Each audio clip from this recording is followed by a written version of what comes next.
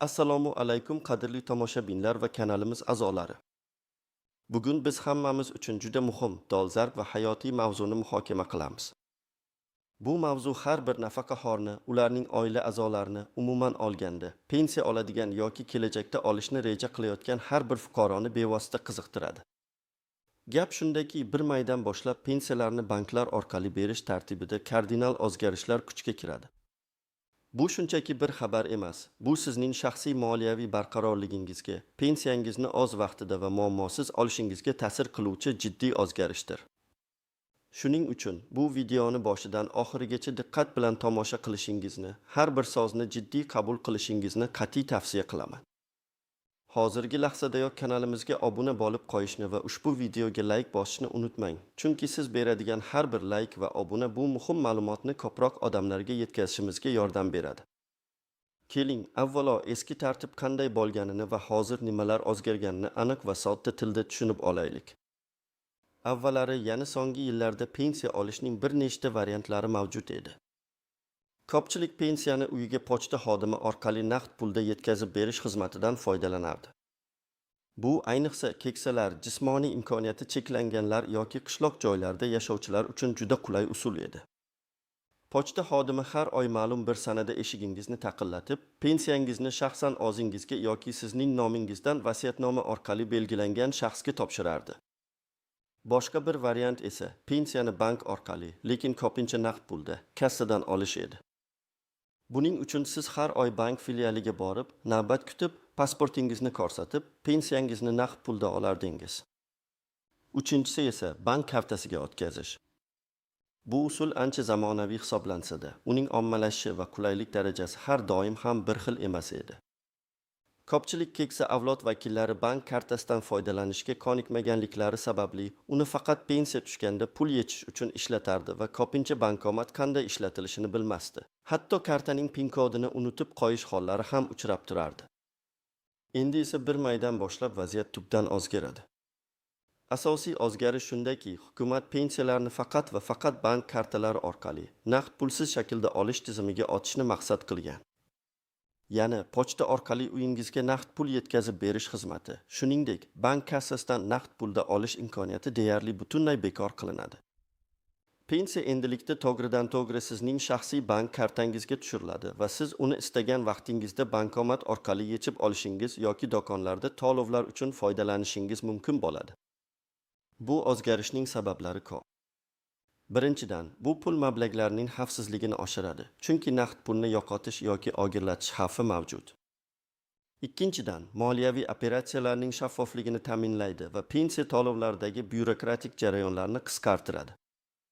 Uchinchidan, bu mamlakatning raqamli iqtisodiyotga o'tish strategiyasining bir qismi bo'lib, to'lov tizimlarini modernizatsiya qilishga qaratilgan.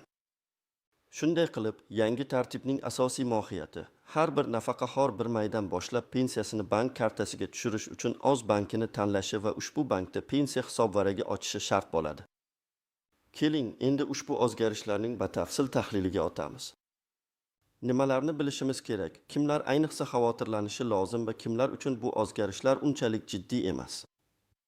Avvalo, shuni bilishingiz kerakki, agar siz hozirgi kunda pensiyangizni pochta orqali uyingizga naqd pulda olib kelinishini kutayotgan bo'lsangiz, yoki har oy bankka borib, kassadan naqd pulda oladigan bo'lsangiz, mana shu guruhga kiruvchi fuqarolar uchun bu o'zgarishlar eng katta muammo bo'lishi mumkin. Siz endi shunchaki kutib o'tira olmaysiz. Siz hoziroq harakat qilishingiz shart. Aks holda, bir maydan keyin pensiyangizni olishda jiddiy qiyinchiliklarga duch kelishingiz mumkin. Pensiyangiz o'z vaqtida tushmasligi, uning to'xtatib turilishi yoki hattoki qaytarib yuborilishi ham ehtimoldan xoli emas, toki siz yangi tartibga moslashmaguningizcha. Misol tariqasida tasavvur qiling, marhamat xola 75 yoshda. U umri davomida har oy pensiyasini pochta orqali uyiga olib kelishga odatlangan. Bankka borish, karta ishlatish uning uchun murakkab va noma'lum jarayon. U hech qachon bankomatdan pul yechib ko'rmagan, hatto bank kartasini ham ko'rmagan. Eski tartibda uning har oylik pensiyasi 1500 so'm bo'lsa, pochta xodimi har oy 7 sanasida uyiga keltirib berardi. Endi esa bir maydan keyin, agar marhamat xola hech narsa qilmasa, uning pensiyasi shunchaki kelmaydi. Chunki pochta xizmati bu pullarni olib kelish majburiyatidan ozod qilinadi. Pensiya jamg'armasi esa Marhamat xolaning qaysi bankka pensiyani o'tkazishni istayotgani haqida ma'lumotga ega bo'lmaydi. Bu vaziyatda Marhamat xolaning pensiyasi pensiya jamg'armasining hisob varagida muzlatilgan holatda turishi mumkin. Unga pensiyasini olish uchun bankka borib, bank kartasi ochishi va bu haqda pensiya jamg'armasiga xabar berishi talab etiladi. Bu esa Marhamat xola uchun katta stress va ovoragarchilikka olib kelishi mumkin. Yana bir misol. Anvar aka 68 yoshda. U bir necha yil avval o'zi uchun bank kartasi ochgan, ammo bu kartadan deyarli foydalanmaydi. Pensiyani esa baribir bank kassasidan naqd pulda olishga odatlangan. Uning kartasi bor, lekin u faol emas, ya'ni uning hisobida harakat yo'q. U kartaning PIN kodini ham unutib qo'ygan bo'lishi mumkin. Hozirda uning 2 so'm pensiyasi har oy shu yotgan kartasiga tushadi-yu, lekin u borib kassadan yechib oladi. Bir maydan boshlab bank kassalaridan pensiyani naqd pulda olish imkoniyati cheklanishi bilan Anvar aka ham muammoga duch keladi. Uning kartasi bo'lsa ham u ishlatishni bilmaydi. Agar u PIN kodini unutgan bo'lsa, bankka borib uni tiklashi yoki yangi karta olishi kerak bo'ladi. Bu esa qo'shimcha vaqt va harakat talab etadi. Pensiya birinchi maydan keyin ham kartasiga tushaversa-da, Anvar aka uni amalda ishlata olmaydi. Kimlar uchun esa bu o'zgarishlar unchalik jiddiy emas. Bu albatta hozirgi kunda pensiyasini to'liq bank kartasi orqali oladigan va uni faol ishlatadigan, bankomatlardan bemalol pul yechadigan, hatto do'konlarda to'lovlarni amalga oshiradigan fuqarolarimizdir. Agar siz shu guruhga kirsangiz, sizdan deyarli hech qanday qo'shimcha harakat talab etilmaydi. Sizning pensiyangiz avvalgidek o'z vaqtida kartangizga tushib boraveradi. Biroq sizning ham e'tibor berishingiz kerak bo'lgan ba'zi jihatlar bor.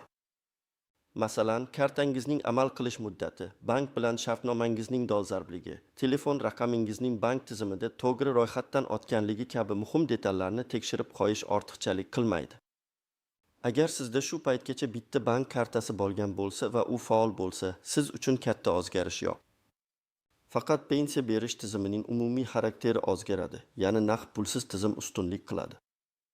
Bu esa siz uchun yanada ko'proq qulaylik yaratishi mumkin. Endi esa ushbu yangi tartibdagi ba'zi istisnolar, e'tibor berish lozim bo'lgan nozik jihatlar va uncha oydin bo'lmagan nuanslar haqida gaplashamiz. Bu qism ayniqsa muhim, chunki rasmiy xabarlarda ko'pincha bu kabi detallar chetda qoladi. Istisnolar. Hukumat ayrim toifadagi fuqarolar uchun pensiyani naqd pulda olish imkoniyatini saqlab qolishi mumkin. Ammo bu juda cheklangan holatlar bo'ladi va u umumiy qoidadan ko'ra istisno hisoblanadi. Masalan, juda keksa yoshdagilar, masalan, 90 yoshdan oshganlar, og'ir-nogironligi borligi sababli bankka mustaqil bora olmaydiganlar yoki bank kartasidan foydalana olmaydiganlar uchun shunday istisnolar joriy etilishi mumkin. Lekin bu holatda ham ularning qarindoshlari yoki vasiylari pensiya jamg'armasiga maxsus ariza bilan murojaat qilib, tegishli tibbiy hujjatlarni taqdim etishlari talab qilinadi. Bu jarayon avtomatik tarzda bo'lmaydi.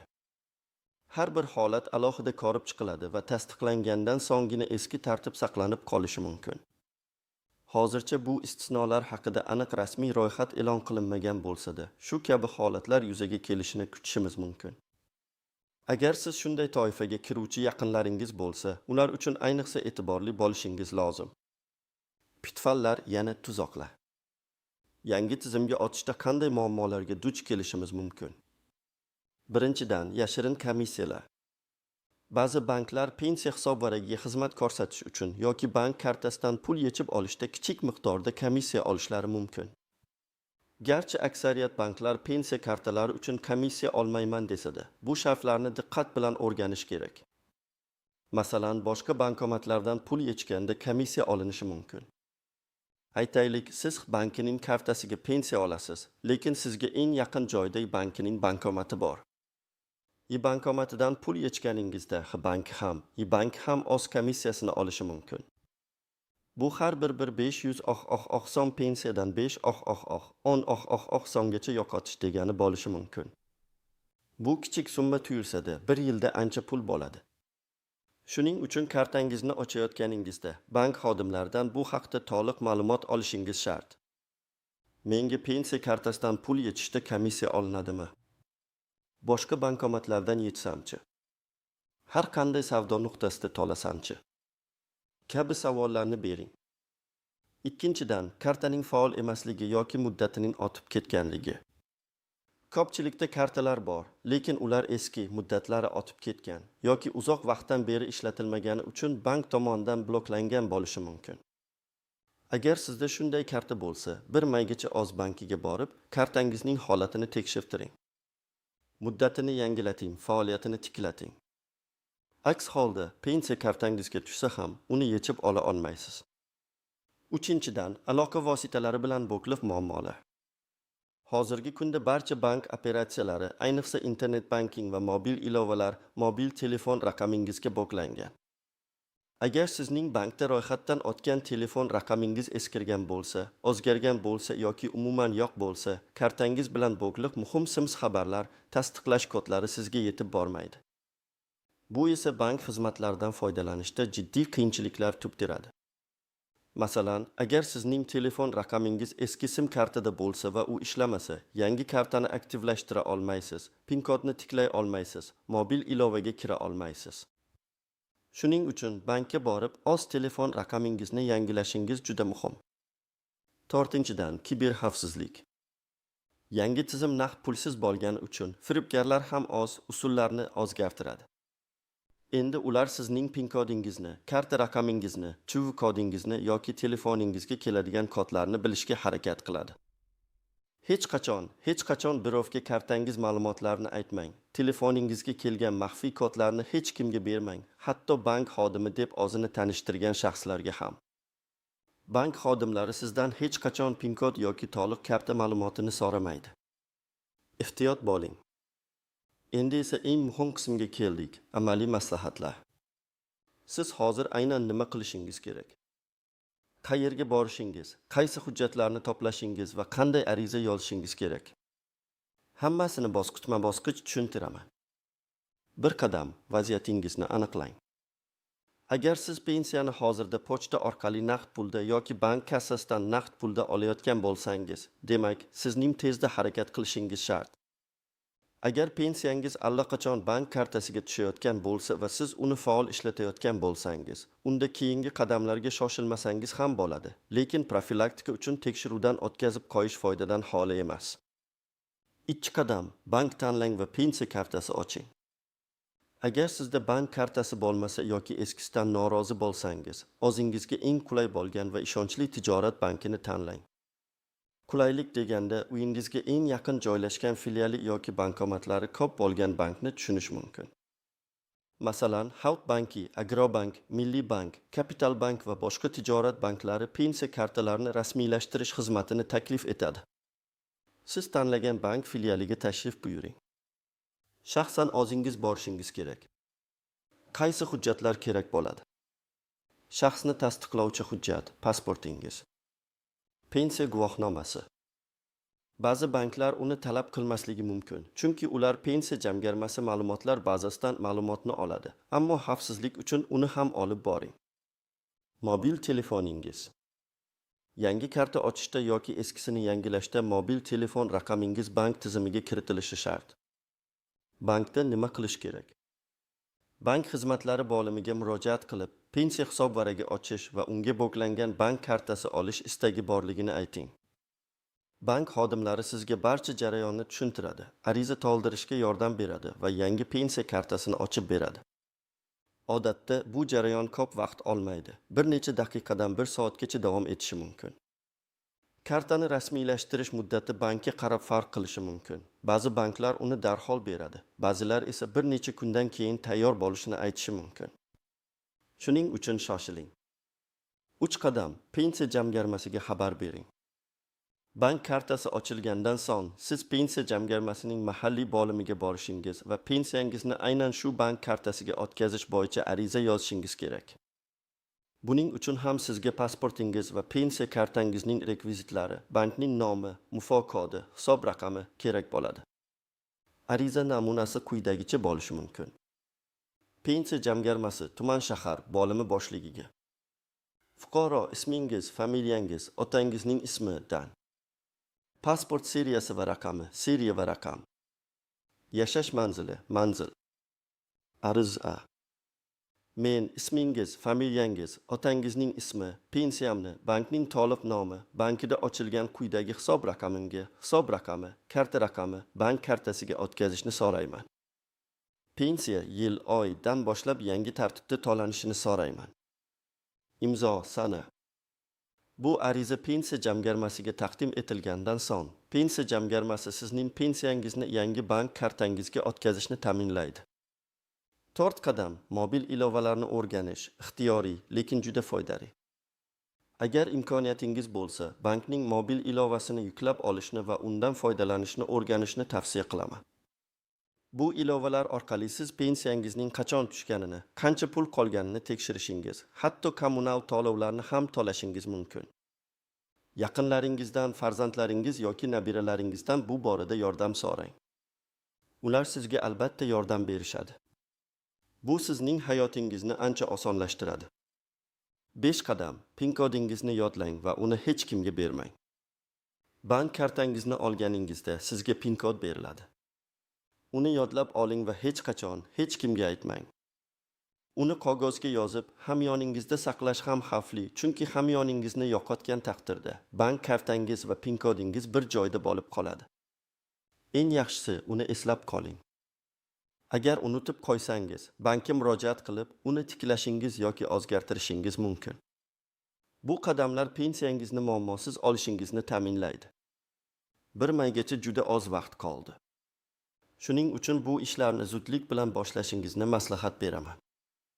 Qanchalik ertaroq harakat qilsangiz, shunchalik kam muammolarga duch kelasiz. Xulosa qilib aytadigan bo'lsak, qadrli do'stlar, 1 maydan boshlab pensiya to'lovlari tizimida jiddiy o'zgarishlar kuchga kiradi. Bu o'zgarishlar nafaqaxo'rlarning pensiyalarini bank kartalari orqali olishini taqozo etadi. Bu bir tomondan qulaylik va xavfsizlikni oshirsa, ikkinchi tomondan hali bank xizmatlariga ko'nikmagan fuqarolarimiz uchun ma'lum qiyinchiliklar tug'dirishi mumkin. Ammo xavotirga o'rin yo'q, chunki yuqorida aytilgan oddiy qadamlarga amal qilsangiz, siz hech qanday muammosiz yangi tizimga o'tib, pensiyangizni o'z vaqtida olaverasiz. Shuni unutmangki, har qanday yangilikka moslashish uchun vaqt va ozgina harakat talab etiladi. Bizning maqsadimiz sizni shu jarayonda to'liq qo'llab-quvvatlash va barcha kerakli ma'lumotlar bilan ta'minlashdir. Ushbu videoni boshqa nafaqaxo'rlar va ularning oila a'zolari bilan ulashishni unutmang. Bu ma'lumot ularga ham juda zarur bo'lishi mumkin. Sizning fikrlaringiz va savollaringiz biz uchun juda muhim. Yangi pensiya tartibi haqida qanday fikrdasiz? Siz allaqachon bank kartasiga o'tganmisiz yoki bu siz uchun muammo tug'diradimi? Izohlarda o'z fikrlaringizni yozib qoldiring. Shu bilan birga videoga like bosishni va kanalimizga obuna bo'lishni unutmang. Sizning qo'llab-quvvatlashingiz bizga yanada ko'proq foydali va muhim ma'lumotlarni sizga yetkazishda kuch beradi. E'tiboringiz uchun rahmat. Salomat bo'ling.